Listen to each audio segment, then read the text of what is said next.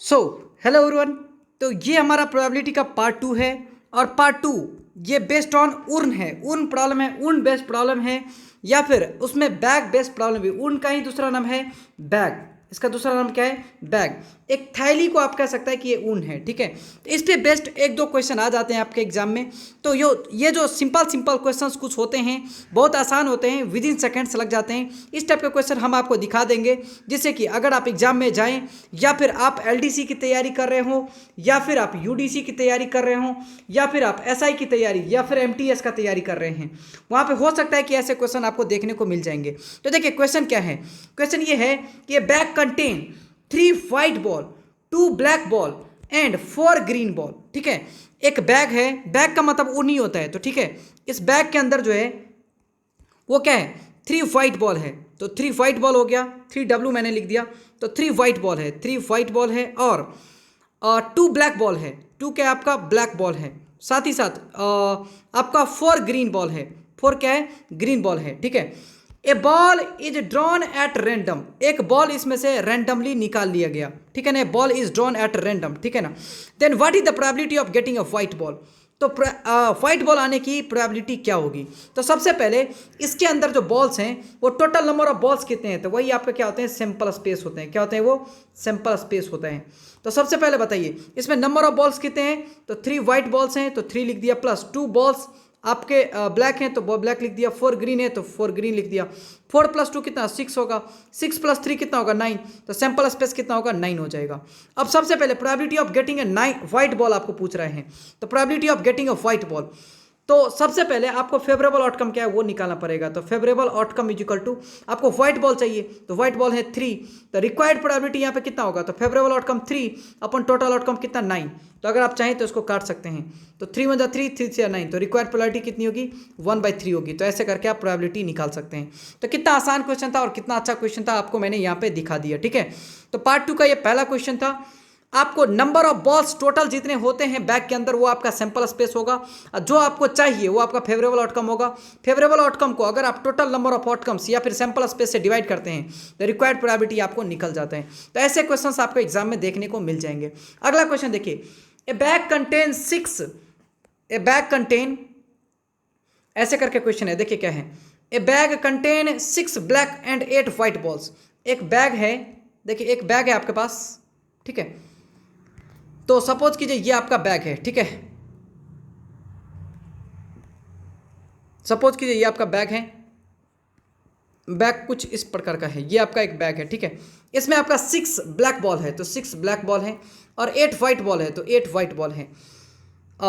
ये दोनों मैंने लिख दिया। अब ये कह रहा है then what is the probability of getting a white ball, ठीक है ना। Then what is the probability of getting a white ball when a ball is drawn at random, is drawn at random. ऐसा question आपके exam में आ सकते हैं। तो क्वेश्चन ये कह रहे हैं कि एक बैग है जो कि कंटेन कर रहा है 6 ब्लैक बॉल और 8 व्हाइट बॉल। एक बैग को रैंडमली निकाला गया, इसमें से एक बैग बॉल को रैंडमली निकाला गया।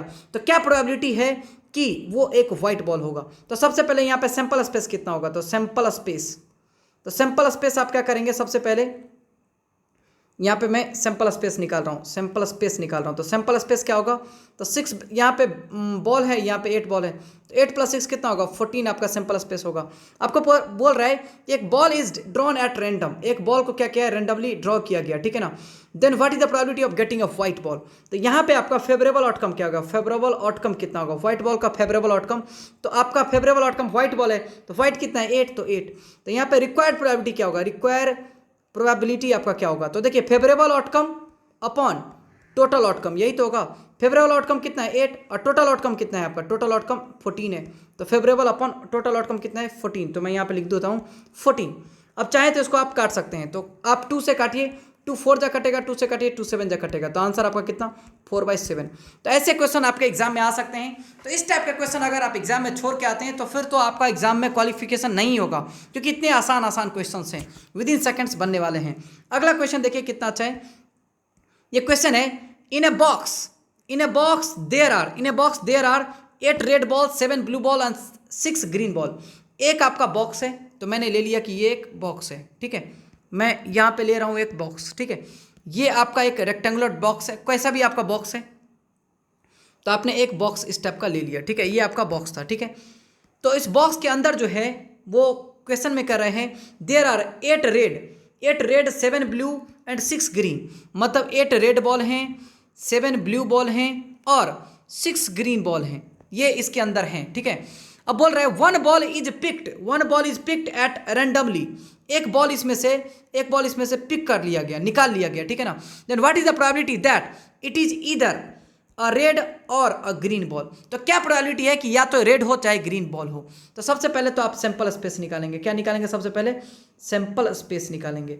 तो सैंपल स्पेस निकालेंगे तो 8 रेड है तो 8 प्लस 7 ब्लू है तो ये 7 लिख दिया, प्लस 6 ग्रीन है तो 6 लिख दिया। तो 8 प्लस 7 कितना, 8 प्लस 7 कितना 15, अब 15 प्लस 6 कितना होगा 21, तो यहाँ पे सैंपल स्पेस कितना होगा 21 होगा, ठीक है, 21 मैंने लिख दिया। अब आपको क्या चाहिए, तो या तो आपको रेड चाहिए या नहीं तो फिर आपको ग्रीन चाहिए, मतलब ये फेवरेबल आउटकम है। तो सबसे पहले मैं यहाँ पे लिखता हूँ फेवरेबल आउटकम, तो या तो आपको रेड चाहिए, तो रेड है कितना 8, तो यहाँ पे यार तो रेड चाहिए, या नहीं तो फिर आपको ग्रीन चाहिए, तो ग्रीन कितना है 6, तो या तो आपको 6 चाहिए, तो इसी दिनों को तो 8 प्लस 6 कितना 14, तो आपको रिक्वायर्ड प्रोबेबिलिटी निकालना है, तो रिक्वायर्ड प्रोबेबिलिटी इक्वल टू कितना होगा, तो जितना आपका फेवरेबल आउटकम है 14 अपॉन जो आपका टोटल आउटकम है 21, तो ये दोनों मैंने आपको निकाल दिया। अब चाहे तो इसको डिवाइड कीजिए 7 से, 7 2 जा 14, 7 3 जा 27, मतलब 7 3 जा 21, तो आपका रिक्वायर्ड प्रोबेबिलिटी कितना होगा 2/3। तो इस टाइप के प्रॉब्लम आपको ऐसे लगाने हैं, ठीक है ना। तो और भी क्वेश्चंस मैं डिस्कस करता हूं। अगला क्वेश्चन देखिए, बोल रहा है in a box there are 8 red 7 blue and 6 green, one ball is picked at random, then what is the probability that it is neither a red nor a green. इस बार problem थोड़ा उल्टा है, वहां पे ईदर और था, यहाँ पे नीदर नॉर है, वहां पे ईदर और था, यहाँ पे नीदर नॉर है। तो देखिए प्रॉब्लम सेम ही है, थोड़ा सा डिफरेंस है। यहाँ पे आपका 8 रेड है, ठीक है, 7 ब्लू है और फिर 6 ग्रीन है, मतलब यहाँ भी सैंपल स्पेस कितना होगा, सैंपल स्पेस तो आपका 8 प्लस 7 15 प्लस 6 कितना 21 ही होगा, तो यहाँ पे 21 ही होगा। तो सबसे पहले मैं निकालता हूँ प्रोबेबिलिटी ऑफ गेटिंग इधर